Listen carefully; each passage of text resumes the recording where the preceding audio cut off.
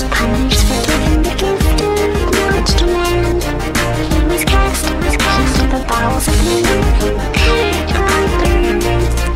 Prometheus was punished for giving the gift. Alright, welcome to another Brothers Herman for a given value of instant review. We're having a few technical difficulties. This is what I'm happened. currently trapped in this computer. This is what happens when you piss off Dell technical support. Yeah, Actually, don't make fun of their accent when they're on the other line. actually, we just can't be asked to try and figure out a better way or actually bother editing this. So, yeah, we actually recently went and saw Prometheus, which, There's not a really good way of putting this. It was entertaining, it was... but sadly lacking what we were expecting.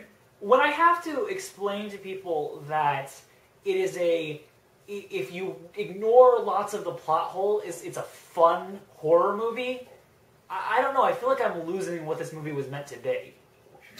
You know, Ridley Scott's kind of been fading, and I haven't really forgiven him for what he did to the Robin Hood movie. I mean, if you liked it, fine, but go in and look at what that movie was supposed to be, and ugh. And I can't help but feel he was kind of trying to revisit Alien without actually revisiting it, and I'll tell you this, it didn't come off as well. That said, This movie basically, it tried to do a lot of things and basically succeeded at very few. yeah, that would be the main problem. I will say, if you're going in for your enjoyment, okay, because it can be a very enjoyable movie. Don't let us dissuade you of that. Just don't expect something as deep and serious as Alien. If you're going in, I'm not giving anything away to say that there is black goo, and it does stuff. You will enjoy the movie much, much more if you don't try to figure out any coherency to the black goo and just accept that it's doing science to stuff. As black goo does sciencey shit. As far as the characters go, Character motivations are really murky in this movie. The only one who seemed to have the best character motivations, and even hers were pushing it, was the scientist. Was the main female scientist. I mean, even then, like, I thought one of the things is you have, what is it, 17 crew members was it supposed to be? something like Something that. like that. Most of them don't get more than 5 minutes of screen time. The ones that do, it just doesn't feel explored at all. And why is it that two of the early kill-offs, the earliest kill-offs, get some of the most screen time in this movie? I don't understand that.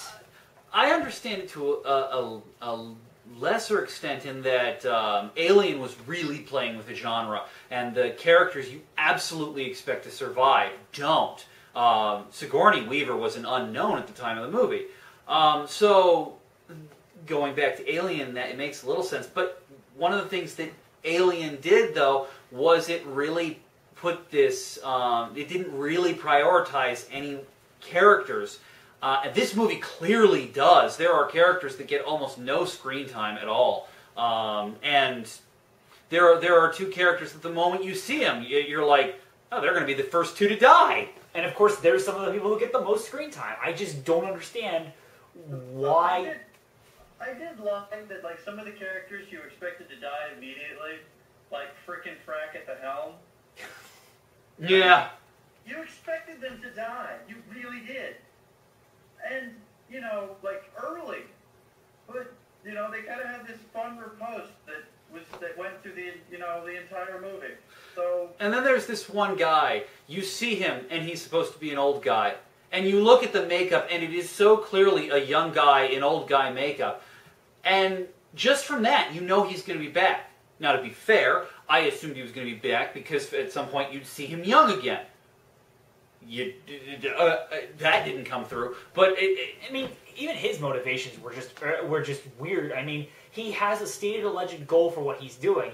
But if you actually think about why he's doing anything he's doing, his main motivation that he wants to solve why he thinks that aliens would solve this is stupid. It makes no sense. Yeah. And that actually brings us to probably the killer blow to this movie. All the people who say this movie is atrocious, this is probably the reason. You early on in the movie, I mean, there are some issues with characterization and all that. The writing is good. Actually, the mood is good. They actually did a reasonable job, a really good job. You hit about the halfway point, right about the time they actually start using a flamethrower. And all of a sudden, the writing is atrocious until probably the last 20 minutes of the movie, okay? The writing, people are saying things to each other that are not good responses. Things come out of nowhere. People know things. As little character development as we had, the lines just seem to come out of nowhere. People know things they have no right knowing. Like, here's a good example. So there's somebody on the ship who starts explaining what everything in the cave they're exploring is, when he's never been in there once. When you have quite a few members of the Discovery team who are still alive, who could easily say this and say exactly what the aliens are doing and give the twist, but no, instead you have this guy who's never left the ship say it. Yeah. I mean, if you really want to give the movie the benefit of the doubt, he could be interpreting events through his own mind and have no more clue than anyone else does. But then that just raises a different issue. If you want answers, I already mentioned the black goo, but if you want answers, you're not going to get them. Sometimes I think it might actually be better to view the plot of this movie through the actual mythological context of Prometheus. The idea of the gods giving fire to man, the idea of Prometheus giving fire to man, and then the gods being really pissed, cursing man, cursing Prometheus, etc., etc. But even then, I don't think there's enough there to really hang the movie on. You can see the overtones, but the overtones are...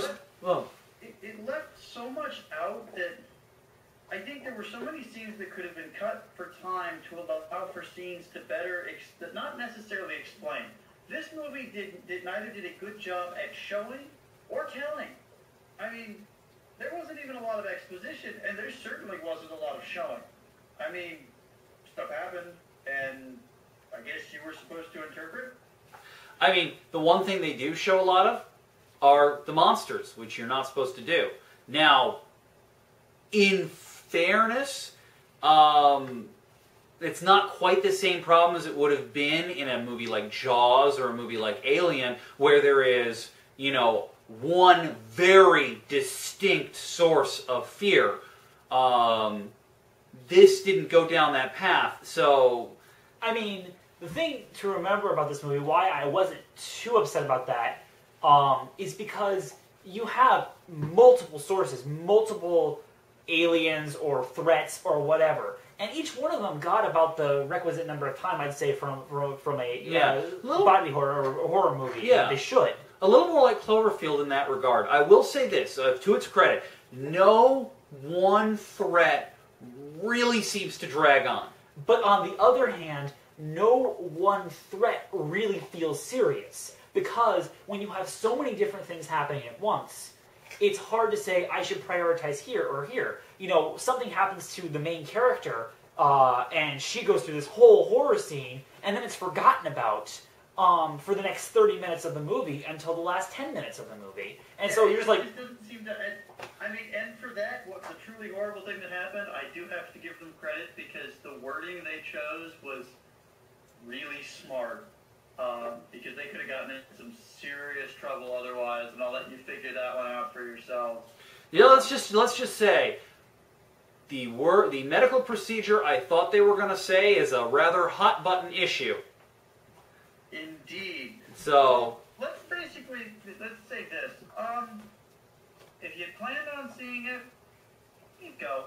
Yeah. If you hadn't planned on it, I really wouldn't throw anything more into the column from this video to make you watch it. Honestly, there is the one thing that I can say is truly great for this thing. I didn't notice the soundtrack very much.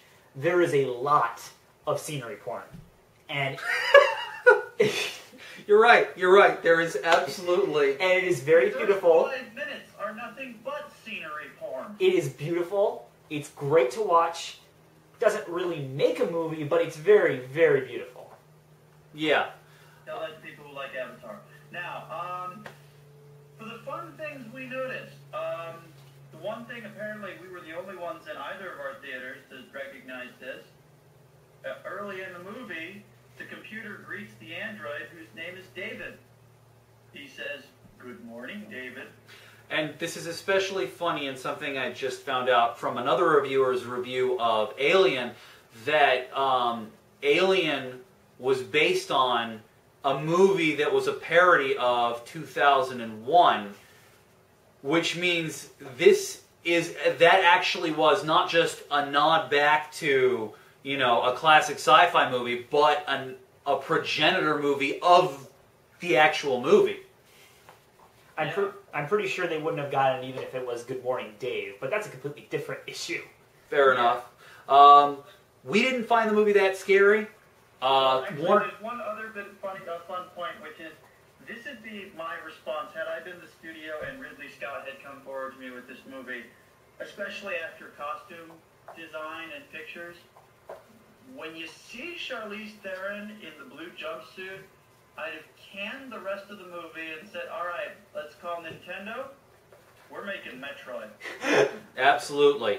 One last thought. It is a bit of a spoiler, so if you don't want any more spoilers than we've already given you, turn this off now. But one of the main reasons a lot of people want to see this movie is that it is a prequel to Alien, and they want to know, are there going to be aliens in it?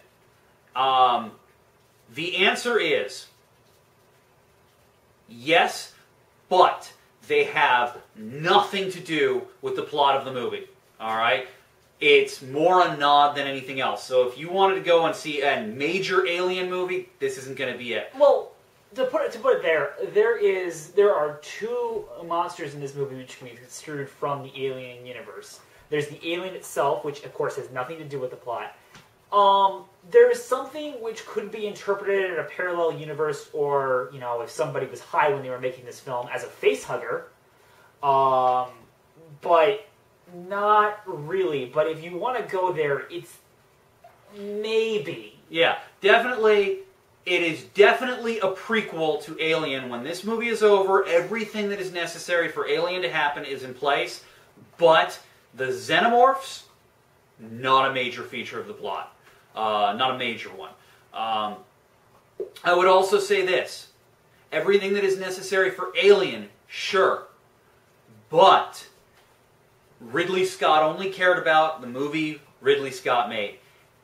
Any other movie that mentioned the xenomorphs, no. So He basically said, it's my movie, I only made the first one, so that is the only canon that counts. Screw all of you. So, Final thoughts. I didn't find...